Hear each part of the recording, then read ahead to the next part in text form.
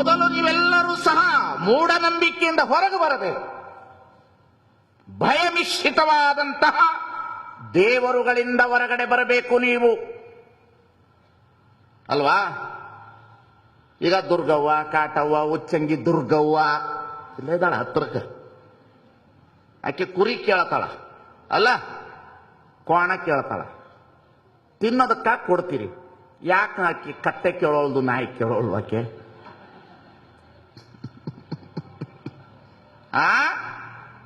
ಹೇಳ್ರಿ, ಯಾಕೆ ಕತ್ತೆ ನಾಯಿ ಕೇಳೋದಿಲ್ಲ? ನೀವು ಯಾವ ತಿಂತೀರಿ ಅದು ದೇವರ ಹೆಸರ ಮೇಲೆ ಕೊಡ್ತೀರಿ. ನಿಮ್ಮ ತಿನ್ನೋ ಆಸೆಗೆ ಪಾಪ ಅವಳನ್ನೇ ಯಾಕೆ ನೀವು ಬಲಿ ಮಾಡ್ತೀರಿ ನೀವು? ಅದಕ್ಕೆ ಬಸವಣ್ಣ ಬರೀತಾರೆ, ಅಂಗದಿಚ್ಛೆಗೆ ಮದ್ಯ ಮಾಂಸವ ತಿಂಬರು, ಕಂಗಳಿಚ್ಛೆಗೆ ಪರ್ವದವರ ನೆನೆವರು. ಏನದು? ಅವಳು ಕುರಿ ಕೇಳದ್ಲಂತ. ಏನು ದೇವರುಗಳ್ರಿ, ಈ ದೇಶದೊಳಗಿರೋ ದೇವರುಗಳು ತಿನ್ನಂಗ ನಾನೆಲ್ಲೂ ನೋಡಿಲ್ರಿ. ಒಂದು ಕುರಿ ಕೇಳತವ, ಒಂದು ಕೋಣ ಕೇಳತದ, ಒಂದು ಬೆಣ್ಣೆ ಕೇಳತದ, ಒಂದು ಉಗ್ಗಿ ಕೇಳತದ. ಈ ಕಡೆ ಈ ಕಡೆ ಚಿತ್ರದುರ್ಗದ ಕಡೆಯಿಂದ ಆಚೆ ರಾಯಚೂರು ಕಡೆಗೆ ಹೋದ್ರೆ ಕೆಲವು ದೇವರುಗಳು ಸರಾಯಿ ಕೇಳತಾವ.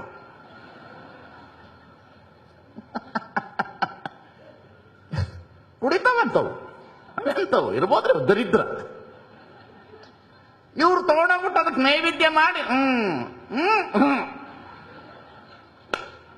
ನೀವುಗಳು ಮಾಡ್ಕೊಂಡಿರೋ ದೇವರು ನಿಮ್ಮ ಸುಖದ ದೇವರುಗಳು, ತಿಳಿತಿಲ್ಲ?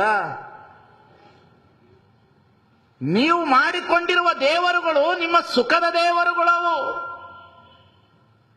ಇಲ್ಲೇ ಚಂದ್ರಗುತ್ತಿ ಒಳಗಡೆ ಇದೆ, ಚಂದ್ರಗುತ್ತಿ ಒಳಗಡೆ ಬೆತ್ತಲೆ ಸೇವೆ ಅಂತ ಬಂತು. ಶಿವಮೊಗ್ಗದಲ್ಲಿ ಹೆಣ್ಣು ಮಕ್ಕಳನ್ನ ಬೆತ್ತಲೆ ಸೇವೆ ಮಾಡಿದ್ರೆ ದೇವರು ಒಲಿತಾನಂತ. ಒಪ್ತೀರೇನ್ರವ?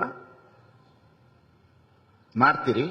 ದೇವ ಅಂತ ಹೇಳಿದ್ರೆ ಅತಿ ಅದ್ಭುತವಾದಂತ ಶಕ್ತಿ ಅದು, ಅಗೋಚರವಾದ ಶಕ್ತಿ ಅದು. ನನ್ನೊಳಗೆ ನೀನು ಪ್ರವೇಶ, ನಿನ್ನೊಳಗೆ ನಾನು ಪ್ರವೇಶ, ಕರಿಯು ಕನ್ನಡಿಯೊಳಗಡಗಿದಂತೆ ನೀ ಎನ್ನೊಳಗಡಗಿದೆ ಕೂಡಲ ಸಂಗಮ ದೇವ. ಎಷ್ಟು ಅತಿ ಅದ್ಭುತ ದೇವರು. ದೇವರಿಗೆ ತಂದೆ ತಾಯಿ ಇಲ್ಲ, ತಂದೆ ತಾಯಿ ಇದ್ದುದು ದೇವರಲ್ಲ. ತಿಳಿತಿದ್ದಲ್ಲ? ಗಣಪತಿಗೆ ತಂದೆ ತಾಯಿ ಇದ್ದಾರ, ದೇವರಲ್ಲ. ಪಾರ್ವತಿಗೆ ತಂದೆ ತಾಯಿ ಇದ್ದಾರ, ದೇವರಲ್ಲ. ರಾಮಕೃಷ್ಣನಿಗೆ ತಂದೆ ತಾಯಿಗಳಿದ್ದಾರೆ, ದೇವರಲ್ಲ. ಬುದ್ಧನಿಗೆ ತಂದೆ ತಾಯಿಗಳಿದ್ದಾರೆ, ದೇವರಲ್ಲ. ಯಾರಿಗೆ ಹುಟ್ಟಿದೆ, ಯಾರಿಗೆ ಸಾವಿದೆ, ಅದು ದೇವರಲ್ಲ. ಯಾವುದು ಹುಟ್ಟಿದೆ, ಯಾವುದು ಸಾವಿದೆ, ಅದು ದೇವರಲ್ಲ. ಸರಿಯಾಗಿ ತಿಳ್ಕೊಳ್ಳಿ ನೀವು ಇಲ್ಲಿ ಕುಳಿತವರು. ಈ ಮಗು ಹುಟ್ಟಬೇಕಾದ್ರೆ ಅವನ ತಂದೆ ಕಾರಣ, ಅವನು ಹುಟ್ಟಬೇಕಾದ್ರೆ ಅವನ ತಂದೆ ಕಾರಣ, ಅವನು ಹುಟ್ಟಬೇಕಾದ್ರೆ ಅವನ ತಂದೆ ಕಾರಣ. ಇದು ಒಂದು ಕಡೆ ಅನವಸ್ಥತಾ ದೋಷ ಹೊಂದಲೇಬೇಕು.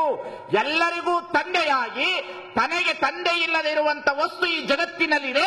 ಅದನ್ನ ತಂದೆ ತಾಯಿ ಇಲ್ಲದ ಕಂದ ನಿನ್ನಿಂದ ನೀನೇ ಬೆಳೆದೆಯಲ್ಲ ಅನ್ನತಕ್ಕಂತ ಒಂದು ಸೃಷ್ಟಿಕರ್ತ ಇದ್ದಾನಲ್ಲ, ಅವನೇ ದೇವ ಅನ್ನತಕ್ಕಂಥದನ್ನ ನಾವೆಲ್ಲರೂ ಅರ್ಥ ಮಾಡಿಕೊಳ್ಳಬೇಕು. ಈ ಪೌರಾಣಿಕ ಕಲ್ಪನೆಗಳನ್ನು ಮೀರಿ ನಾವು ಸಮಾಜದಲ್ಲಿ ಬದುಕಬೇಕಂದ್ರೆ